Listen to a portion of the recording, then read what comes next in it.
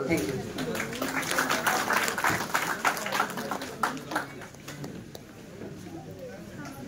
धन्यवाद सर. यानंतर मी आदरणीय खडसे साहेबांना विनंती करतो की त्यांनी मनोगत.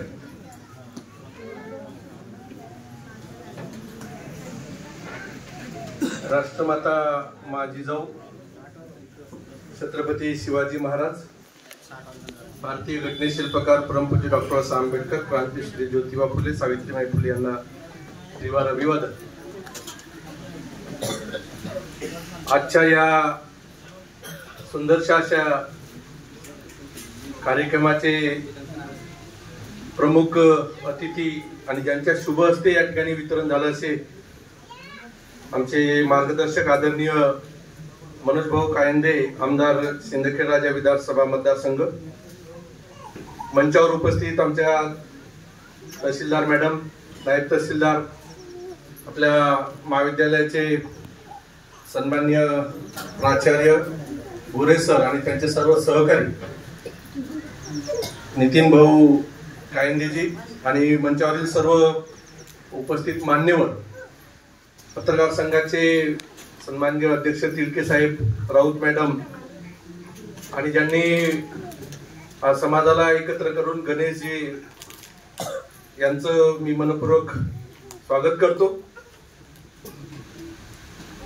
मित्रांनो, आम्ही महसूल सप्ताह साजरा करत आहोत आणि मागच्या 1 महिन्यापासून हा विषय आपण घेत आहोत.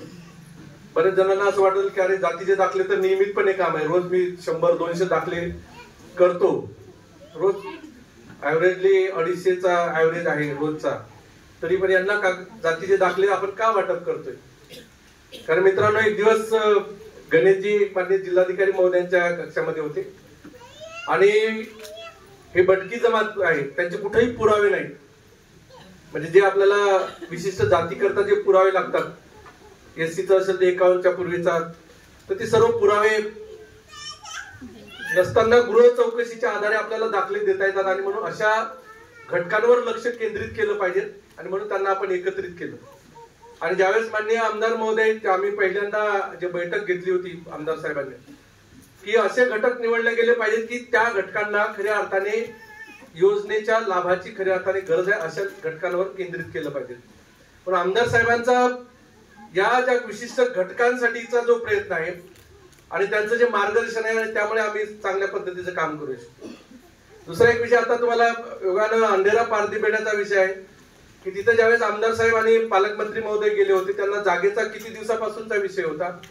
जागेचं नाव बदल करून आम्ही 3 महिन्यामध्ये त्यांना जागा हस्तांतरित केली आणि आता त्यांच्या घरावर म्हणजे अशा घटकांना म्हणून मी आपण एक प्रार्थना घेतली, फाटले आभाळ ज्यांचे होत याचा सारथी, सापडे ना वाट ज्यांना होत यांचा सारथी. ही आता आमची प्रार्थना झाली, हे आमचं जगणं झालं की ज्या घटकांना खऱ्या अर्थाने न्याय देण्याची गरज आहे, ज्या घटकांना कुठला आधार नाही, असा घटक घेऊन आम्ही महसूल विभाग खऱ्या अर्थाने काम पुढे जातोय. आणि आपण मागं पाहिलं असेल की आम्ही सामाजिक दातृत्व योजना आमचं असं नाव दिलं होतं.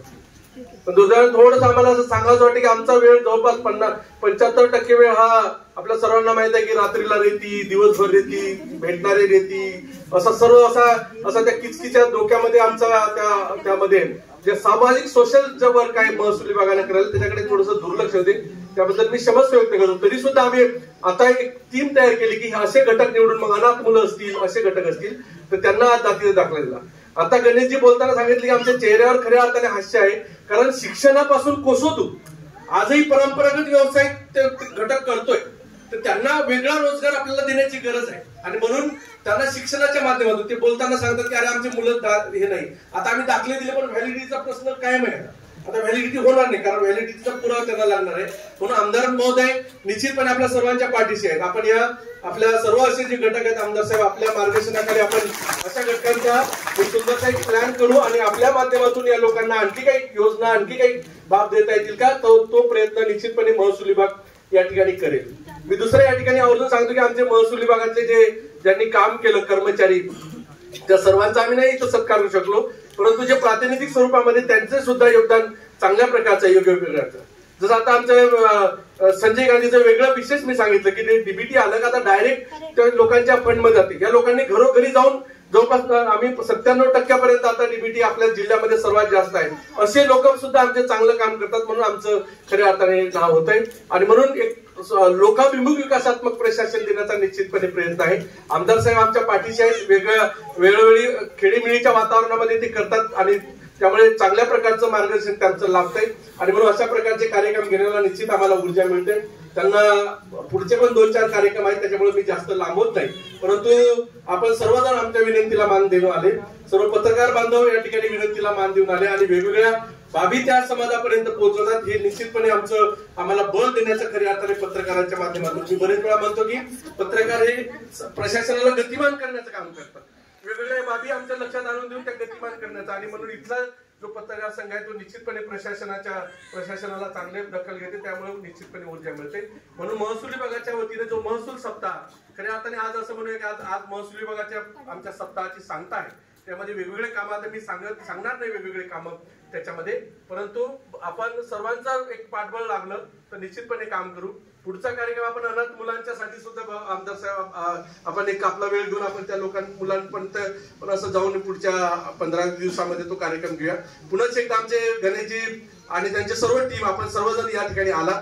माझी आपल्या कळकळीची विनंती आहे की आपण आपल्या मुलांना शिक्षण द्या, चांगलं शिक्षण द्या. मला आजही आठवते की लहान आम्ही एकदा आमचं छोटंसं गाव होतं, त्या गावामध्ये मसनजोगी त्या यायच्या घंटा वाजवली आणि ते असं होतं. आता मला ते चित्र आठवते, डोळ्यासमोर ते बसलेले आहेत.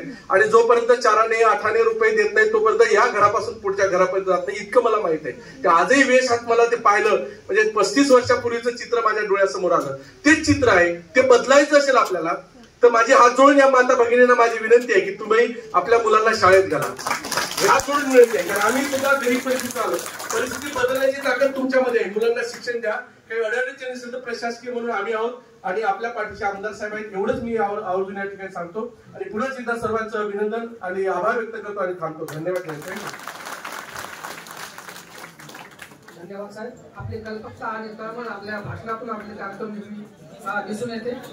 एक महसूल विभागाचं सक्षम नेतृत्व म्हणून आपल्याकडे आम्ही पाहतो आणि त्याची प्रचिती आपल्या कामाच्या माध्यमातून आली. यानंतर मी माननीय आमदार मनोज भाऊ कायंदे साहेब यांना विनंती करतो की त्यांनी या ठिकाणी मनोगत व्यक्त